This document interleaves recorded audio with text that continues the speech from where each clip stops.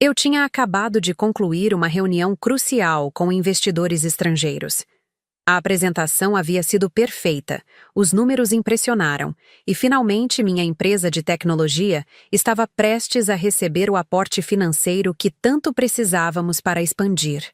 O projeto que iniciei em um quartinho apertado há 6 anos finalmente estava dando certo. Enquanto guardava meu laptop na pasta, meu celular vibrou. Era uma mensagem do meu pai. Renata, sua irmã Débora precisa trabalhar. Você vai dar um cargo de diretora para ela com salário de 25 mil, ou não será mais considerada parte desta família. Fiquei paralisada no meio da sala de reuniões vazia. Meu coração disparou como se tivesse levado um choque. Reli a mensagem várias vezes, esperando ter interpretado errado. Mas não havia erro. Era um ultimato claro e frio, como se eu fosse apenas uma máquina de empregos e dinheiro. Sentei-me na cadeira mais próxima, tentando processar aquilo. Minha própria família estava me exigindo entregar uma posição executiva, que levei anos para ter competência para ocupar, para minha irmã Débora, a mesma que abandonou 3 faculdades, que nunca manteve um emprego por mais de 3 meses, que passava os dias postando fotos de viagens pagas pelos nossos pais nas redes sociais. Depois de 6 anos trabalhando 18 horas por dia, arriscando tudo, hipotecando meu apartamento para financiar os primeiros passos da empresa, é isso que eu recebo? Um ultimato, uma ameaça. Dê a ela o que ela não conquistou, ou será banida da família para sempre. A raiva veio primeiro, depois a tristeza. Mas por trás desses sentimentos surgiu uma clareza que eu nunca havia sentido antes. Aquilo não tinha nada a ver com amor familiar. Era sobre controle. E talvez fosse hora de eu retomar as rédeas da minha vida. O brilho alaranjado do pôr do sol entrava pelas grandes janelas de vidro do escritório, criando sombras alongadas no piso de madeira polida. Passei os dedos pelos cabelos, sentindo o peso daquela decisão sobre meus ombros. 6 anos de lutas, noites sem dormir, fins de semana sacrificados, tudo para construir algo do qual eu pudesse me orgulhar. E agora isto. Uma tentativa descarada de transformar meu suor em privilégio para alguém que nunca valorizado o esforço. Levantei-me e caminhei até a janela. Lá embaixo, a cidade pulsava em seu ritmo frenético. Pessoas voltando para casa após mais um dia de trabalho. Quantas delas estavam vivendo algo semelhante? Quantas pessoas tinham seu valor medido não por quem são, mas por quanto podem oferecer? Peguei o celular novamente, meu dedo pairando sobre o teclado. A resposta mais fácil seria ceder, como sempre fiz, manter a paz, evitar o conflito. Mas algo dentro de mim se recusava a aceitar aquela situação mais uma vez. Em vez de responder, abri a galeria de fotos e deslizei até encontrar uma imagem que guardava como talismã. A foto do primeiro dia da minha empresa. Apenas eu e 2 desenvolvedoras em uma sala alugada, com computadores usados e muita esperança. Olhei para o meu rosto naquela foto, os olhos brilhando de determinação, o sorriso nervoso, mas confiante. Seria justo trair aquela versão de mim mesma? Com um suspiro profundo, guardei o celular no bolso. Esta noite não responderia. Precisava pensar, analisar, encontrar meu centro. Mas algo já estava claro. Não poderia mais viver nos termos deles. Era hora de estabelecer os meus próprios. Comecei a relembrar toda a minha trajetória enquanto dirigia para casa. Não nasci em berço de ouro. Trabalhei desde os 16 anos para pagar minha faculdade. Enquanto cursava administração durante o dia, dava aulas de inglês à noite para complementar a renda. Passei noites em claro estudando, fazendo planilhas, aprendendo programação por conta própria. Quando contei aos meus pais que queria abrir minha própria empresa de software, meu pai riu na minha cara. Renata, isso não é para você. Tecnologia é coisa de homem. Você devia procurar um emprego estável, casar logo. Minha mãe apenas suspirou, com aquele olhar de decepção que eu conhecia tão bem. Filha, por que não faz concurso público como sua prima Mariana? Olha como ela está bem, com estabilidade. Mesmo sem apoio, segui em frente. Juntei cada centavo, vendi meu carro, mudei para um apartamento minúsculo nos fundos de um prédio antigo. Trabalhava de dia como analista em uma multinacional e desenvolvia meu software à noite. Quantas festas perdi, quantos encontros de família cancelei, quantas noites chorei escondida no banheiro quando parecia que nada ia dar certo. Enquanto isso, Débora recebia tudo de bandeja. Mensalidades de faculdades caras que ela abandonava depois de 2 meses porque não era sua vocação. Um carro novo quando bateu o antigo dirigindo bêbada. Viagens internacionais para encontrar seu propósito.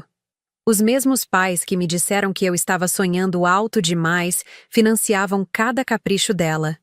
Quando minha empresa começou a dar os primeiros sinais de sucesso, de repente a família toda começou a se interessar. Como vai o negócio da Renata? Perguntavam em almoços de domingo. Mas ninguém nunca perguntou se eu precisava de ajuda quando estava começando, quando realmente importava. E agora queriam que eu entregasse uma diretoria, uma posição que exigia competência, experiência e dedicação, para minha irmã que não conseguia sequer permanecer em um estágio por mais de algumas semanas? Uma pessoa que nunca demonstrou interesse pelo meu trabalho, que chegou a dizer em uma festa familiar que qualquer um podia fazer o que a Renata faz. Esse pedido não era só absurdo, era ofensivo. E pela primeira vez, parei de me perguntar por que minha família nunca me apoiou, e comecei a questionar por que eu ainda permitia que me tratassem como uma cidadã de segunda classe. Estacionei meu carro na garagem do prédio onde morava agora, um apartamento confortável em um bairro tranquilo, fruto do meu trabalho. Ao passar pela portaria, cumprimentei o Sr. Joaquim, o porteiro noturno que sempre tinha um sorriso gentil para oferecer. Trabalhando até tarde de novo, dona Renata?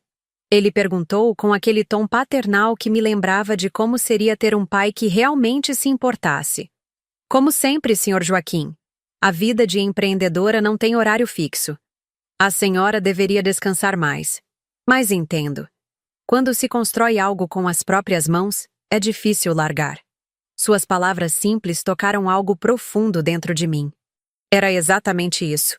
Eu havia construído algo com minhas próprias mãos, tijolo por tijolo, código por código. Não era apenas uma empresa, era a materialização da minha coragem, da minha persistência, da minha capacidade de acreditar em mim mesma quando ninguém mais acreditou. No elevador, apoiei a cabeça na parede fria e fechei os olhos. As memórias vieram como flashes. O Natal de 2018, quando cheguei atrasada ao jantar familiar, porque estava finalizando uma atualização crítica do sistema, e fui recebida com olhares de reprovação e comentários sobre prioridades erradas. O aniversário de 60 anos do meu pai, quando Débora fez um discurso emocionado que arrancou lágrimas de todos, enquanto eu, que havia pagado metade da festa, fiquei em segundo plano. Desde criança, eu e Débora jogávamos com regras diferentes. Se eu tirava 9 na escola, meus pais perguntavam, por que não tirou 10? Se Débora conseguia um 6, era motivo de comemoração. Ela tem outros talentos, diziam. Quando fui selecionada para um programa de intercâmbio por mérito acadêmico, meus pais mal fizeram caso. Você vai ficar longe, vai dar trabalho, reclamaram. Quando Débora quis passar 1 ano na Europa, para conhecer a cultura, eles pagaram tudo sem pestanejar. No meu aniversário de 30 anos, depois de fechar um contrato importante, organizei um jantar em casa. Comprei comida boa, arrumei tudo com carinho. Meus pais chegaram 2 horas atrasados porque Débora teve uma emergência de guarda-roupa para uma festa que iria depois. Mal tocaram na comida, ficaram checando o relógio e saíram cedo para buscar minha irmã na tal festa. Entrei no meu apartamento e joguei as chaves sobre o balcão. O silêncio era quase tangível. Em um movimento automático, peguei meu laptop e comecei a verificar e-mails, mas minha mente estava em outro lugar. O ultimato do meu pai estava lá, como uma nuvem escura sobre todos os meus pensamentos. Peguei uma taça e servi um pouco de vinho tinto. Caminhei até a varanda e observei as luzes da cidade. As pessoas em suas casas, em suas vidas, enfrentando seus próprios dilemas. Quantas delas estavam, neste exato momento, tendo que escolher entre o amor da família e o amor próprio? Naquela noite, não consegui dormir. As horas se arrastavam enquanto eu encarava o teto, revivendo cada momento em que engoli minhas necessidades para satisfazer as deles. Cada vez que aceitei ser menos para que Débora pudesse ser mais. E a pergunta que martelava em minha mente era simples, mas devastadora. Isso era realmente amor? Agora esse ultimato não era sobre amor ou sobre família. Era sobre manter o padrão de sempre. Renata trabalha, Débora usufrui. Renata se esforça, Débora recebe os louros. Um padrão que eu havia aceitado por muito tempo, mas que agora, aos 34 anos, com minha empresa finalmente prosperando, eu não podia mais tolerar. Então fiz o que nunca tinha feito antes. Em vez de engolir, em vez de ceder, resolvi enfrentar. Peguei meu carro e dirigi até a casa dos meus pais naquela mesma noite. Meus saltos ecoavam no piso de mármore da entrada enquanto eu seguia para a sala de estar, onde sabia que os encontraria. Meu pai assistia ao futebol, minha mãe navegava no iPad, e Débora, como era de se esperar, estava deitada no sofá, rolando o feed do Instagram sem sequer erguer os olhos quando entrei. Isso não é amor, disse, permanecendo de pé. Isso é abuso. Minha mãe piscou, desconfortável. Filha, não exagere. Sua irmã só precisa de uma oportunidade. Oportunidade? A palavra queimou minha garganta ao sair. Eu tive alguma oportunidade? Alguém me deu um cargo de diretora quando eu estava começando? Alguém pagou minhas contas quando eu mal tinha dinheiro para o aluguel? Meu pai franziu a testa, o tom de voz endurecendo.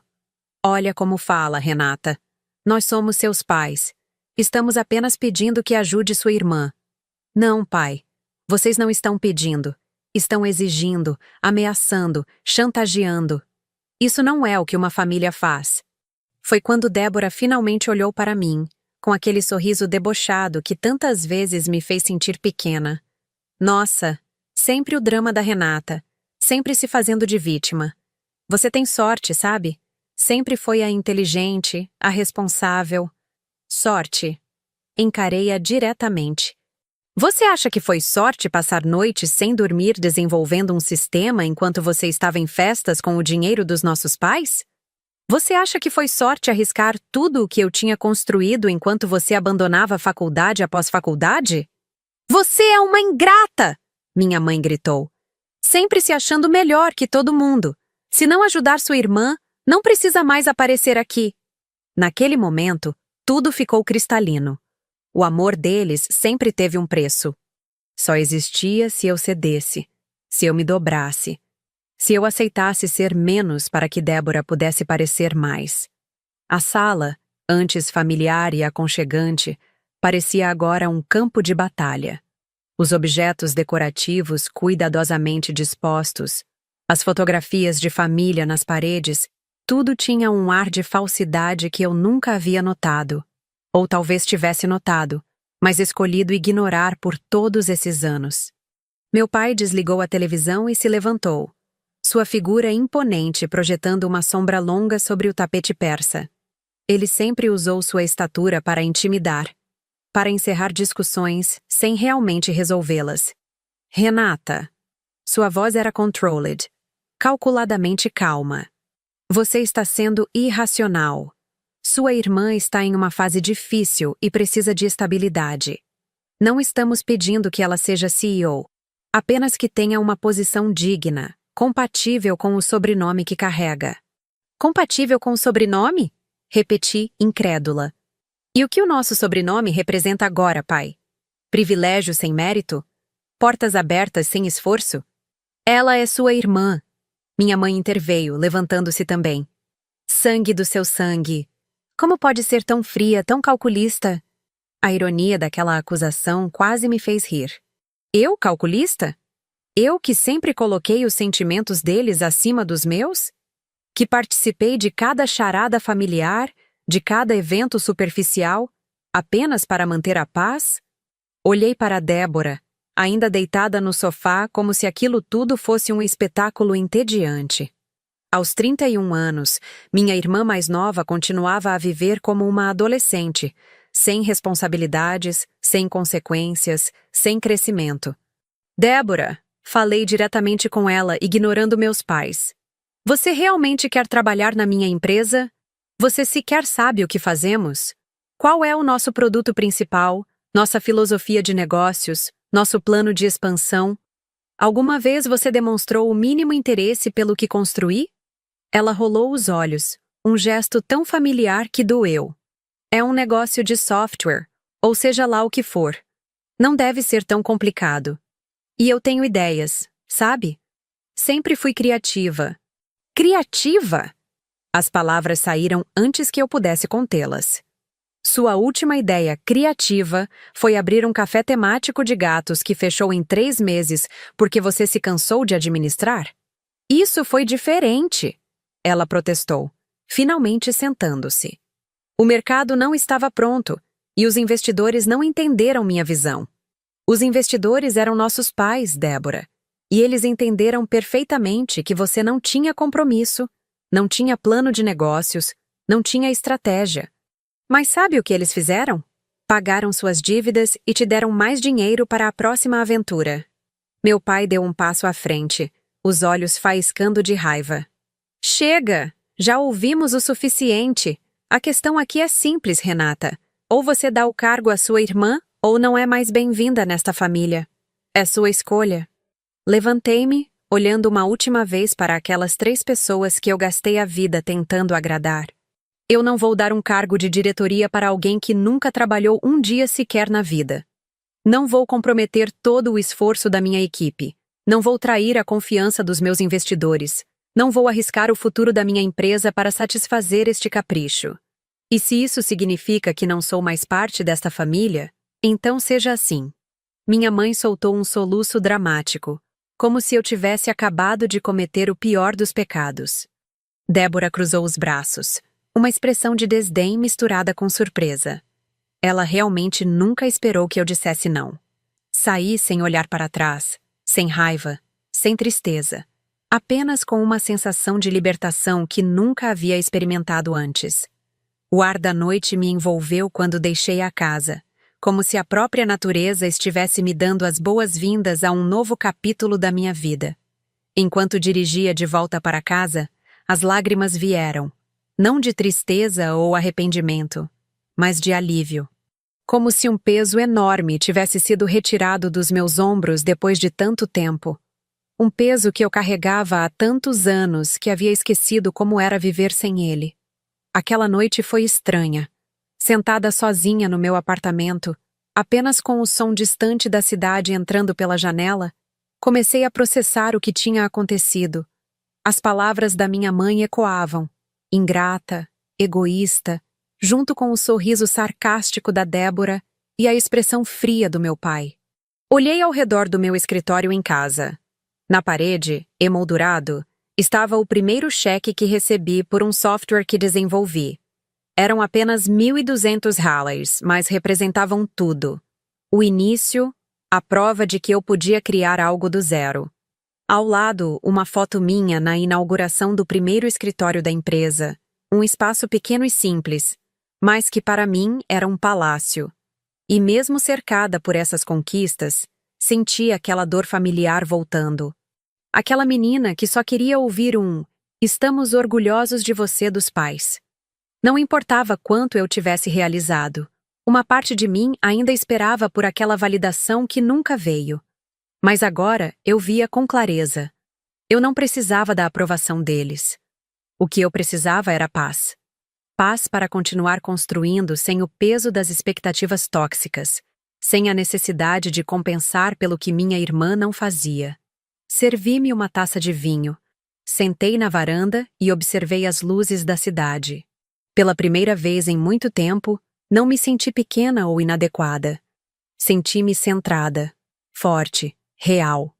E prometi a mim mesma: nunca mais me diminuir, nunca mais aceitar menos do que mereço, nunca mais comprometer meus valores por aceitação. Os primeiros raios de sol começavam a colorir o horizonte quando finalmente adormeci no sofá da sala. Um sono profundo e sem sonhos, como não tinha há anos. Acordei com o toque do celular. Era Helena, minha sócia e amiga de longa data. A única pessoa que realmente conhecia os bastidores da minha vida familiar. E então? Como foi a reunião com os investidores ontem? Desculpe não ter ligado. Tive uma emergência com o Miguel. Por um momento, fiquei confusa. A reunião com os investidores parecia ter acontecido há anos, não apenas um dia atrás. Tanto havia mudado em tão pouco tempo. A reunião foi excelente, respondi, sentando-me e passando a mão pelos cabelos despenteados. Eles vão investir, Helena. Tudo o que pedimos e mais um pouco. Isso é incrível, Renata. Vou abrir um champanhe aqui mesmo. Sabia que eles iam reconhecer o potencial do que construímos. Mas aconteceu algo depois. Interrompi. Algo com minha família. Houve um silêncio do outro lado da linha. Helena sabia o suficiente para entender que algo com minha família nunca era coisa boa. O que foi dessa vez? Sua voz estava cautelosa. Contei tudo. A mensagem do meu pai, o confronto na casa deles, minha decisão de romper os laços. Enquanto falava, percebi como aquilo soava drástico para qualquer pessoa de fora. Alguém que cresceu em uma família funcional, com amor incondicional. Meu Deus, Renata, ela disse quando terminei. Como você está se sentindo? A pergunta me pegou de surpresa. Como eu estava me sentindo? Ninguém nunca perguntava isso.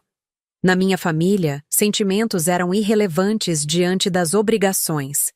Eu me sinto leve, respondi após um momento de reflexão, como se tivesse estado presa em uma roupa muito apertada por anos e finalmente pudesse respirar. Mas também assustada, imagino. Sim, admiti. Assustada também. Sempre fui definida em relação a eles. A filha responsável, a irmã competente, a que resolve problemas. Sem isso, quem sou eu? Você é a mulher mais determinada e brilhante que conheço, disse Helena, sua voz cheia de convicção. E acho que está prestes a descobrir quem realmente é, sem todas essas etiquetas que eles colaram em você. Suas palavras me atingiram como um raio de clareza. Ela estava certa. Eu sempre me vi através das lentes da minha família. A trabalhadora em contraste com a despreocupada Débora. A séria em contraste com a divertida Débora. A difícil em contraste com a carismática Débora. Obrigada, Helena, por entender, por não achar que estou exagerando. Renata, ninguém que realmente conhece sua história acharia que você está exagerando. O que aconteceu ontem deveria ter acontecido anos atrás. Após desligarmos, fiquei sentada por um longo tempo, absorvendo suas palavras. Talvez este rompimento não fosse apenas sobre estabelecer limites com minha família.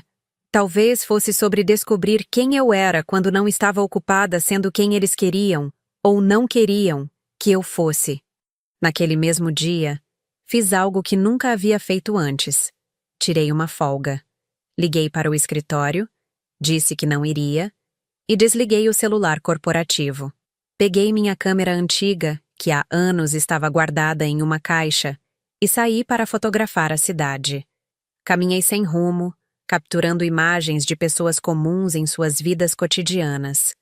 Um idoso alimentando pombos no parque, crianças brincando em uma fonte, um casal de mãos dadas esperando o metrô. Pequenos momentos de humanidade genuína. No final da tarde, sentei em um café tranquilo e revi as fotos.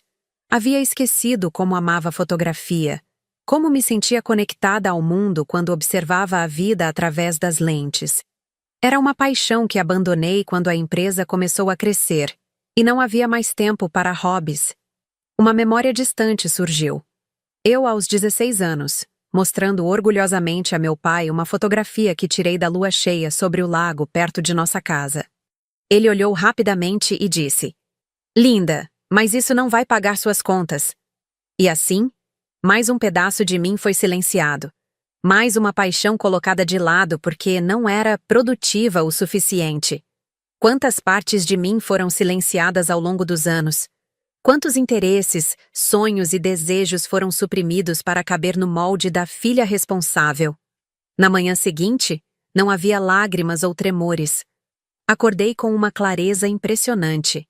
Liguei para minha advogada, a mesma que me acompanhava desde o início da empresa. Júlia, preciso blindar tudo. Quero que revisemos o estatuto da empresa, a estrutura societária, tudo. Ninguém da minha família pode ter acesso a qualquer parte disto. Ela não questionou, apenas disse: vamos começar hoje mesmo. Em 10 dias, reorganizamos toda a estrutura. Criei um fundo blindado com parte das minhas ações. Atualizei meu testamento, removendo minha família de qualquer plano sucessório. Reforcei cada ponto vulnerável. O que construí agora estava protegido, não apenas de chantagens emocionais, mas de qualquer tentativa legal futura. Quando tudo estava pronto, escrevi uma carta simples, sem drama ou acusações, apenas fatos. Pai, mãe, Débora, vocês deixaram claro que preferem apoiar quem nunca se esforçou, em vez de valorizar quem lutou por cada conquista. Vocês me deram um ultimato, e esta é minha resposta. Não vou comprometer a integridade da minha empresa. Não vou premiar a falta de esforço. E, acima de tudo, não permanecerei em um ambiente familiar onde o amor é condicionado a quanto estou disposta a ceder. A partir de hoje, estou me afastando. Sem brigas, sem drama, apenas distância. Esta não é uma decisão tomada com raiva, mas com a clareza de quem finalmente entendeu seu valor. Renata. Enviei a carta sem expectativas de resposta. Não precisava mais da palavra deles. Aquele ciclo de sempre tentar provar meu valor estava encerrado. Como esperado, a reação foi imediata. Débora postou indiretas nas redes sociais sobre irmãs que se acham superiores.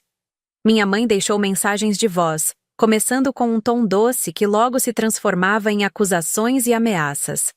Meu pai enviou um e-mail frio, falando sobre ingratidão e obrigações familiares. Logo vieram os parentes distantes, os amigos em comum, todos com a mesma mensagem. Família é família, Renata. Você precisa voltar atrás. Mas eu não estava com raiva, estava em paz. Não era um rompimento emocional, era uma decisão racional. E mantive minha posição com tranquilidade. O telefone tocou novamente enquanto eu terminava uma videoconferência com novos clientes na Europa. Era minha tia Cecília, irmã da minha mãe, que sempre teve um carinho especial por mim. Renata, querida, o que está acontecendo? Sua mãe está devastada, seu pai não fala com ninguém. Respirei fundo, preparando-me para mais uma rodada de manipulação familiar. Mas algo na voz da minha tia, genuína preocupação, talvez, me fez responder honestamente. Tia, eles me deram um ultimato. Ou eu dava um cargo de diretora para Débora, uma pessoa sem qualificação ou experiência, ou eu seria banida da família. O que você faria no meu lugar? Houve um longo silêncio do outro lado da linha. Quando ela finalmente falou, sua voz estava baixa, quase um sussurro. Eu não sabia. Eles não contaram essa parte. Claro que não. Respondi, sem surpresa. Na versão deles, eu sou a filha ingrata que se recusa a ajudar a pobre irmãzinha. Renata. Ela hesitou. Sempre soube que havia um tratamento diferente entre vocês duas. Sempre foi visível para quem quisesse ver. Mas nunca imaginei que chegaria a esse ponto. Suas palavras foram como um bálsamo inesperado. Alguém da família finalmente reconhecendo o que sempre esteve lá, escondido sob camadas de desculpas e justificativas. Obrigada por dizer isso, tia. Significa muito. O que posso fazer para ajudar? Ela perguntou, a voz mais firme agora. Nada, respondi sinceramente. Esta é uma batalha que preciso lutar sozinha. Mas saber que alguém da família entende, isso já é uma vitória. Após desligar, voltei ao trabalho com um senso renovado de propósito. Se até mesmo minha tia, leal à minha mãe desde sempre, podia enxergar a verdade, talvez houvesse esperança para outros também. Nas semanas seguintes, as tentativas de pressão aumentaram. Meu pai, vendo que suas ameaças não funcionavam, mudou de tática. Começou a falar com meus sócios, com fornecedores, insinuando que eu estava emocionalmente instável e tomando decisões impulsivas. Foi quando percebi que precisava ser ainda mais firme. Não bastava proteger meu coração, precisava proteger também minha reputação profissional. Convoquei uma reunião com toda a equipe executiva da empresa. 32 pessoas sentadas na sala de conferências principal, olhares curiosos fixados em mim, enquanto eu caminhava até a frente. O silêncio era palpável, carregado de expectativa. Obrigada por estarem aqui, comecei, mantendo minha voz firme. Sei que tenho ouvido rumores nos últimos dias, sobre mim, sobre minha família, sobre possíveis mudanças na estrutura da empresa. Quero esclarecer tudo de uma vez. Olhei para cada rosto, pessoas que confiavam em mim, que construíram suas carreiras ao meu lado, que apostaram no meu sonho quando era apenas isso, um sonho. Recebi um ultimato da minha família para colocar minha irmã em um cargo de diretoria, sem qualquer mérito ou qualificação. Me recusei. Isso resultou em um rompimento familiar que, infelizmente, está transcendendo a esfera pessoal.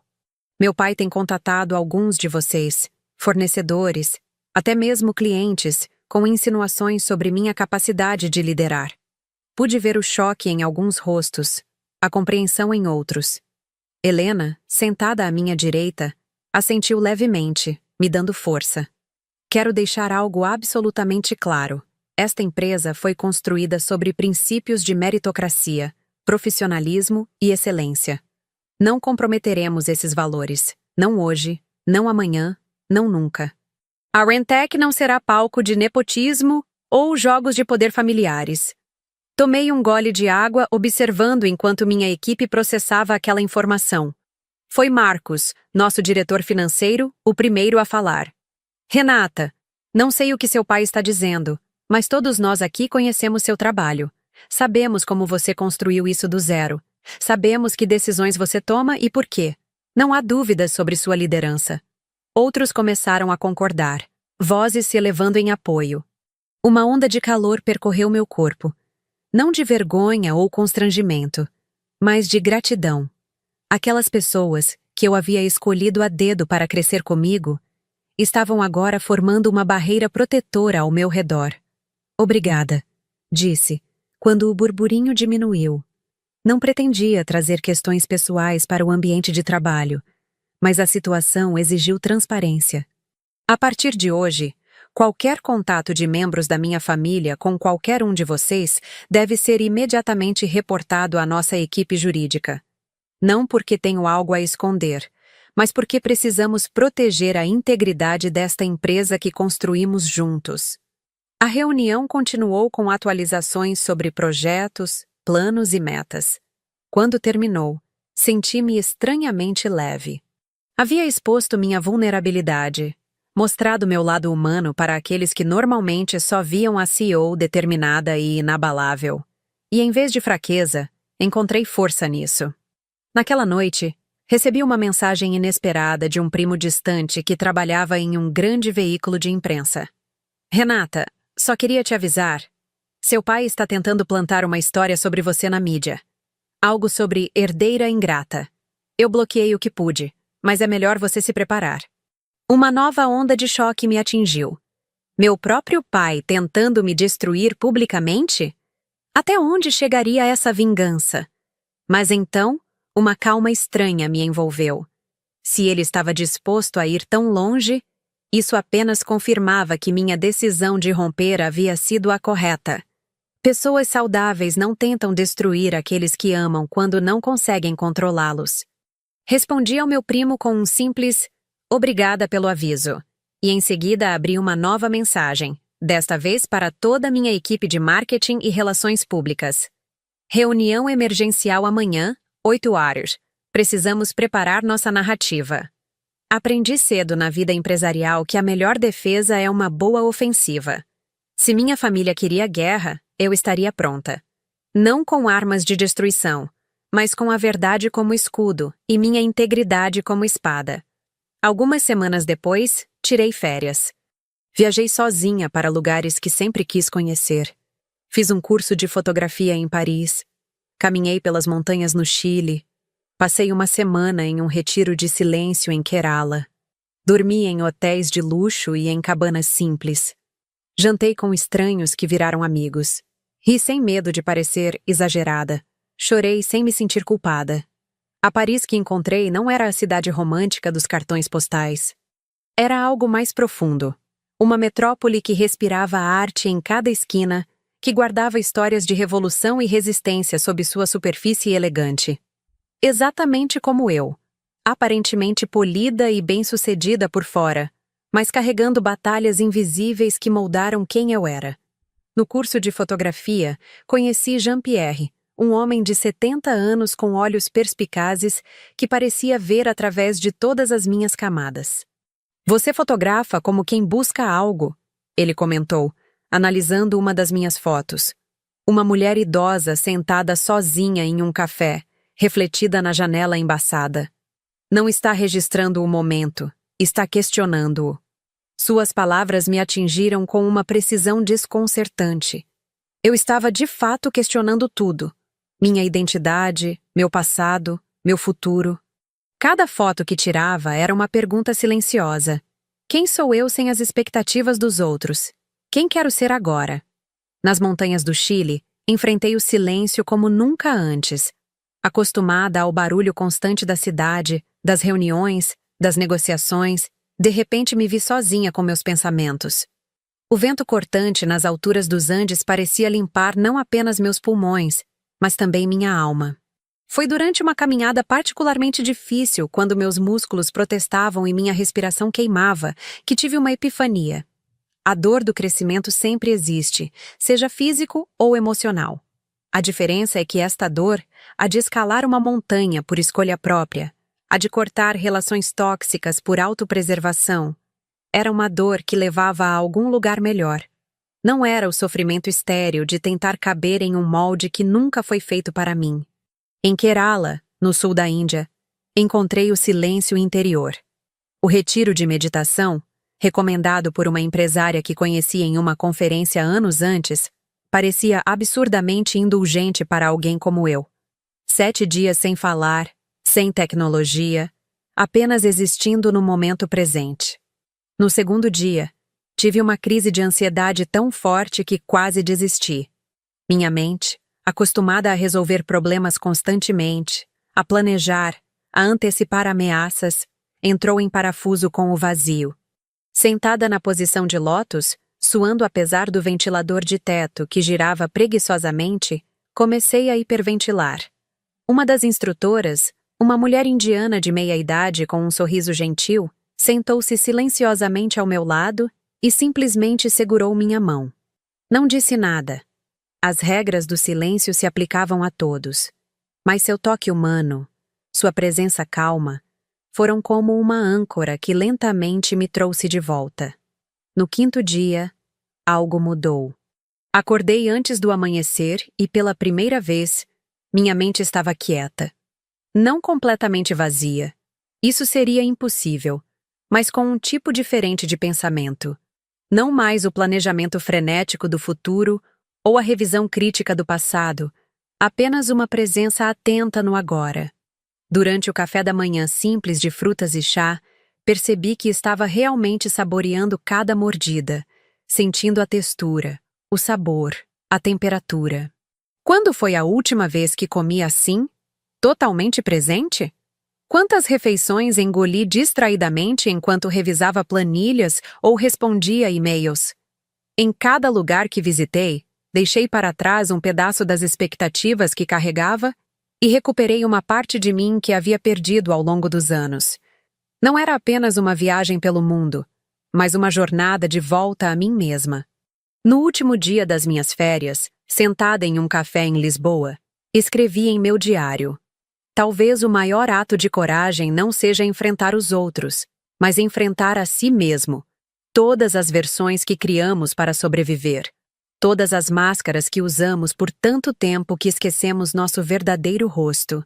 Quando voltei, comecei a orientar jovens empreendedoras. Sem grandes discursos motivacionais, apenas conversas honestas sobre começar do zero, sobre enfrentar o preconceito, sobre não desistir quando tudo parece impossível. Vi nos olhos delas o mesmo fogo que um dia ardeu nos meus, e isso me reconectou com o propósito original do meu trabalho. Maria, uma das jovens que orientei, tinha apenas 22 anos e uma ideia brilhante para um aplicativo de saúde mental acessível. Quando nos conhecemos, ela estava prestes a desistir depois de ouvir não de 12 investidores diferentes. Eles dizem que sou muito jovem, que não tenho experiência suficiente, explicou, frustração evidente em sua voz. Um deles sugeriu que eu arranjasse um cofundador homem mais velho para dar credibilidade ao projeto. Reconheci imediatamente o padrão. O mesmo preconceito que enfrentei, apenas com uma roupagem diferente. Em vez de dar o conselho padrão sobre persistência e resiliência, compartilhei minha própria história. Não a versão polida que aparecia em entrevistas, mas a verdade crua sobre cada porta fechada, cada comentário condescendente, cada noite de dúvida. Você não precisa provar que é 2 vezes melhor para merecer metade do crédito, disse a ela. Mas a triste realidade é que muitas vezes precisamos trabalhar 2 vezes mais para abrir as mesmas portas. A questão é: você acredita o suficiente na sua ideia para fazer esse esforço extra? Seus olhos se iluminaram com determinação. Acredito. Então vamos reformular seu pitch juntas. E depois vou apresentá-la a alguns investidores que sabem reconhecer talento, independentemente da idade ou gênero. 3 meses depois, Maria conseguiu o financiamento inicial para seu projeto. Quando me ligou para contar a notícia, chorando de alegria, senti uma felicidade tão pura e genuína que me surpreendeu. Era diferente do orgulho que sentia com minhas próprias conquistas. Era como ver uma semente que você ajudou a plantar finalmente brotando. Percebi, então, que ajudar outras mulheres a não enfrentarem os mesmos obstáculos que eu enfrentei não era apenas um projeto paralelo. Era parte essencial da minha cura e do meu propósito. A empresa cresceu mais do que eu jamais imaginei. Abrimos filiais em 3 países. Desenvolvemos tecnologias que realmente faziam diferença na vida das pessoas. Criei uma fundação para financiar meninas em cursos de tecnologia. Construí algo maior do que eu mesma. E com o tempo, parei de me sentir como a filha rejeitada ou a irmã injustiçada. Tornei-me a mulher que escolheu a própria dignidade, que traçou seus limites e os defendeu não com gritaria ou vingança, mas com firmeza e clareza.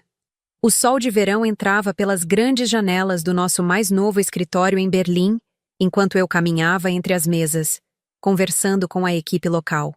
Era o 3º país onde estabelecíamos presença física, depois de Portugal e Argentina.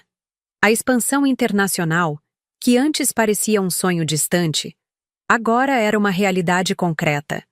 Marta, a gerente de operações alemã, mostrava os dados de engajamento do nosso mais recente produto, um software de logística sustentável que ajudava pequenas empresas a reduzir sua pegada de carbono enquanto economizavam em custos operacionais. Os resultados são ainda melhores do que projetamos, ela explicava, passando por gráficos impressionantes em seu tablet. E o feedback dos usuários tem sido excepcionalmente positivo. Estamos realmente fazendo a diferença para essas pequenas empresas. Enquanto ela falava, não pude deixar de pensar na jornada que nos trouxe até aqui. De uma startup em um escritório apertado em São Paulo, a uma empresa internacional com mais de 400 funcionários e produtos que impactavam milhares de negócios ao redor do mundo. Isso é incrível, Marta. Parabéns a você e toda a equipe. Vocês transformaram o que era apenas código em uma ferramenta que está mudando a forma como as pessoas trabalham. Seu sorriso de orgulho refletia algo que eu via cada vez mais em minha empresa. Um senso de propósito compartilhado, uma compreensão de que não estávamos apenas construindo software, mas soluções que melhoravam vidas reais. Mais tarde, naquele dia, participei da cerimônia de inauguração da nossa nova iniciativa, um centro de tecnologia para meninas de comunidades de baixa renda em Berlim, parte da fundação que criei, usando 10% dos lucros da empresa. 50 meninas entre 12 e 18 anos, de diferentes origens e culturas, estavam presentes, olhos brilhando de excitação ao explorar os novos computadores, impressoras 3D e equipamentos de robótica que agora tinham à disposição. Uma delas, uma garota de aproximadamente 14 anos com tranças coloridas e um olhar determinado, aproximou-se timidamente. "Posso fazer uma pergunta?" disse em inglês, com forte sotaque alemão. "Claro", respondi, abaixando-me um pouco para ficar na altura dos seus olhos. "Como você sabia que podia fazer isso? Que podia criar uma empresa assim, sendo mulher?" A pergunta me pegou desprevenida com sua simplicidade e profundidade. Como eu sabia? A verdade é que eu não sabia. Eu apenas segui em frente, um passo de cada vez, muitas vezes com medo, frequentemente com dúvidas, sempre com determinação. "Eu não sabia", respondi honestamente. Ninguém sabe se vai conseguir até tentar. O segredo não é ter certeza, é ter coragem para tentar mesmo quando estamos com medo. Ela assentiu, processando minhas palavras com seriedade. "Meu pai diz que tecnologia não é para meninas, que eu deveria focar em algo mais feminino." Sorri, reconhecendo dolorosamente aquelas palavras. "Meu pai disse a mesma coisa. Sabe o que descobri? Que não existe coisa de menina ou coisa de menino. Existe apenas coisa de gente. E tecnologia é definitivamente coisa de gente." Seu rosto se iluminou com um sorriso. "Vou dizer isso a ele. E se ele não acreditar", acrescentei, "diga que pode me ligar. Tenho alguns números interessantes para mostrar sobre mulheres em tecnologia." Ela riu, um som leve e esperançoso que me lembrou por que eu havia criado aquela fundação. Não era apenas sobre códigos e computadores. Era sobre quebrar ciclos, abrir portas, plantar sementes que cresceriam muito depois que eu não estivesse mais ali. De volta ao hotel naquela noite, recebi um e-mail inesperado. O remetente me fez parar, o coração acelerando. Minha tia Cecília. "Querida Renata, espero que esteja bem. Sei que já faz quase 2 anos desde que você tomou a difícil decisão de se afastar da família, e respeito profundamente sua escolha. Escrevo porque houve mudanças. Seu pai teve um pequeno problema de saúde. Nada grave, mas suficiente para fazê-lo refletir. Sua mãe também não é mais a mesma. Quanto a Débora, bem, a vida tem seus próprios métodos de ensinar lições. Não estou pedindo que volte, ou que perdoe, ou que esqueça. Apenas pensei que gostaria de saber que suas ações, por mais dolorosas que tenham sido para todos, provocaram reflexões necessárias. E queria que soubesse que estou profundamente orgulhosa da mulher que você se tornou, do império que construiu sozinha, do bem que está fazendo no mundo. Sempre soube que você era especial, Renata. Agora o mundo todo sabe também. Com amor, tia Cecília." Sentei-me na beirada da cama, relendo o e-mail várias vezes. Não havia expectativas, nem manipulações, apenas reconhecimento. E talvez, nas entrelinhas, um pequeno início de arrependimento por parte da minha família. Não respondi imediatamente. Aquela noite fiquei acordada na varanda do hotel, observando as luzes de Berlim e refletindo sobre o conceito de perdão. Não o tipo de perdão que apaga o passado ou que significa voltar ao mesmo padrão de relacionamento, mas o tipo que liberta, que nos permite seguir em frente sem o peso do ressentimento. Eu já havia caminhado um longo caminho na minha cura pessoal. Havia construído uma vida que me orgulhava, relacionamentos baseados em respeito mútuo, uma empresa que refletia meus valores mais profundos. Eu estava bem, completa por mim mesma, sem precisar da validação familiar que tanto busquei no passado. E talvez por isso mesmo, porque não precisava mais deles para me sentir inteira, poderia considerar abrir uma pequena porta. Não para voltar ao que era antes, mas para estabelecer algo novo, algo em meus próprios termos. Na manhã seguinte, respondi ao e-mail da minha tia com uma mensagem breve. "Querida tia Cecília, obrigada por suas palavras e por me manter informada. Sinto muito pelo problema de saúde do meu pai, e espero que esteja se recuperando bem. Nesses 2 anos, aprendi muito sobre mim mesma, sobre estabelecer limites saudáveis e sobre construir relacionamentos baseados em respeito mútuo.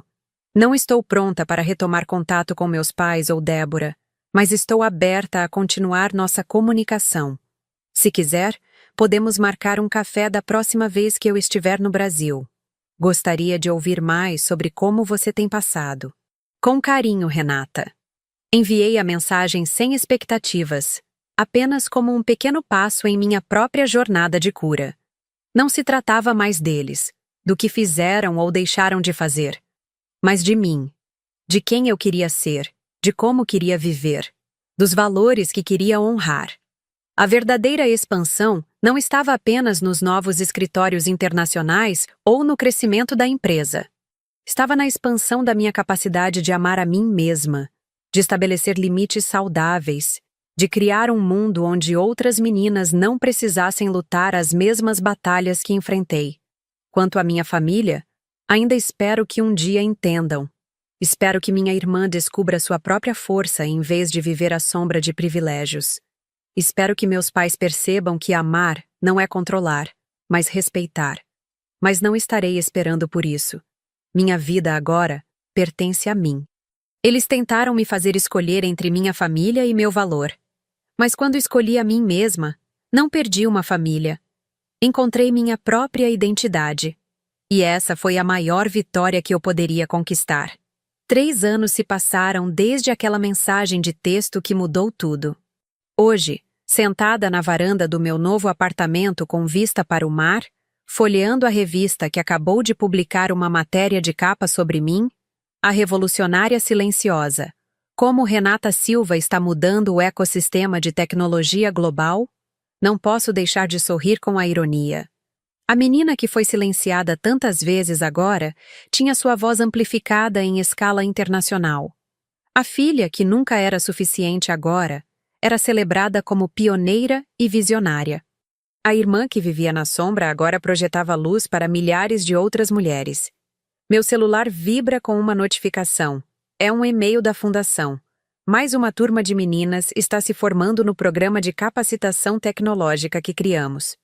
Anexadas ao e-mail estão fotos das jovens em seus projetos finais, aplicativos que solucionam problemas reais em suas comunidades, sistemas que monitoram a qualidade da água em regiões carentes, plataformas que conectam pequenos produtores rurais diretamente a consumidores urbanos. Cada uma dessas meninas tem sua própria história de superação. Cada uma enfrentou vozes que diziam não, barreiras que pareciam intransponíveis, pessoas que duvidaram de seus talentos.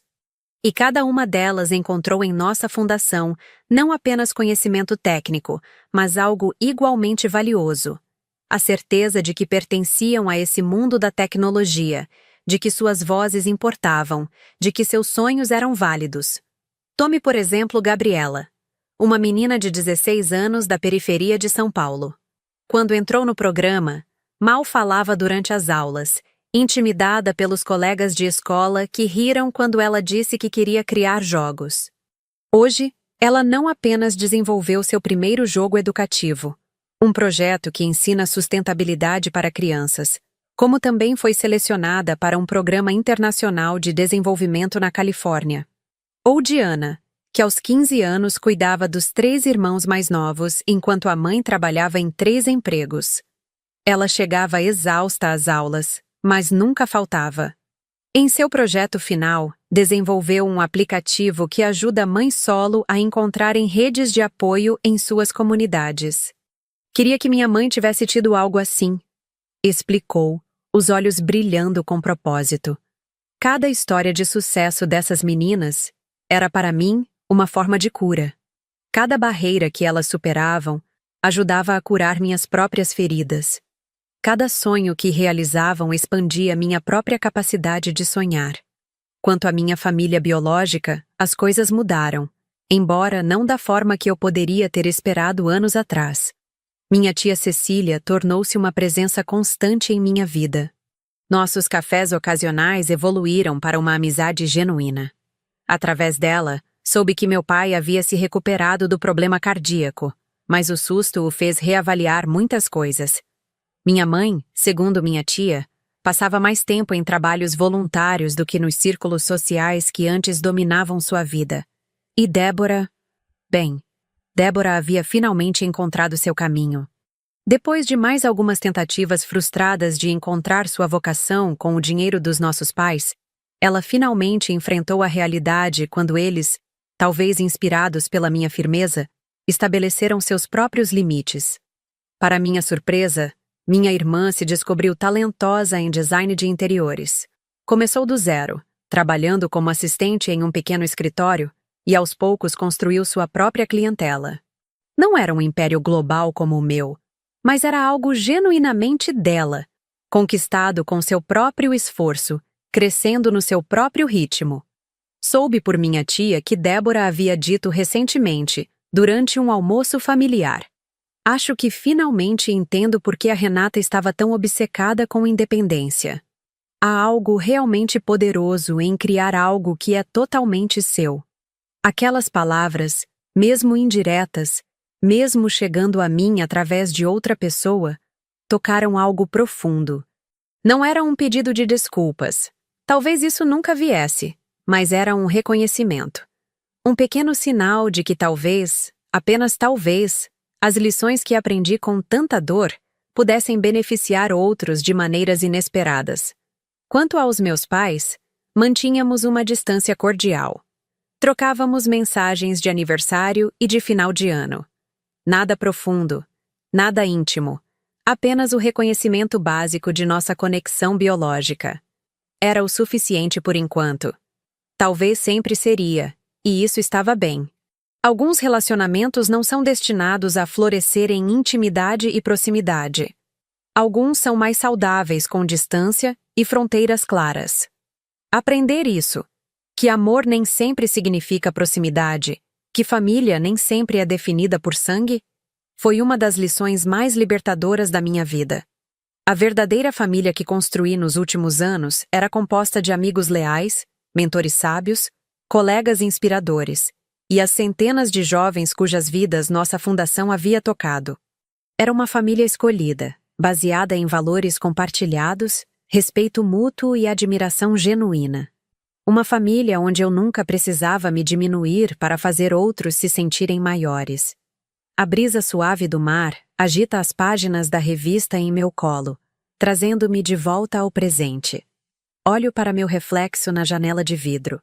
Os mesmos olhos determinados, agora com pequenas linhas de expressão nos cantos, testemunhas de risos e lágrimas. O mesmo sorriso, agora mais confiante, mais genuíno. Não sou mais aquela jovem desesperada por aprovação, nem a empresária endurecida que cortou laços familiares em uma explosão de autodeterminação. Sou algo novo. Uma mulher em constante evolução, aprendendo a equilibrar firmeza com compaixão, ambição com propósito, sucesso com significado. O sol começa a se pôr no horizonte, pintando o céu com tons de laranja e rosa. Outro dia termina. Outro começa amanhã. A jornada continua, com todos os seus desafios e descobertas, suas perdas e ganhos.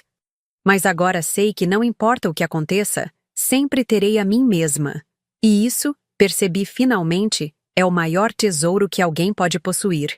A capacidade de permanecer fiel a si mesmo, mesmo quando isso significa caminhar sozinho por um tempo. A história de Renata nos lembra que, às vezes, as pessoas que mais deveriam nos apoiar são as que mais nos limitam. Mas também nos ensina que nossa felicidade não pode depender da aprovação alheia. Renata poderia ter cedido, poderia ter aceitado o papel que esperavam dela, mas escolheu honrar seu próprio caminho. E essa pode ser a lição mais importante. Você não precisa da aprovação de ninguém para viver a vida que sonha. E se for preciso se afastar de relações tóxicas, mesmo familiares, para encontrar paz, então esse é o preço da liberdade. Você já teve que escolher entre sua paz interior e as expectativas familiares? Como encontrou força para seguir seu próprio caminho?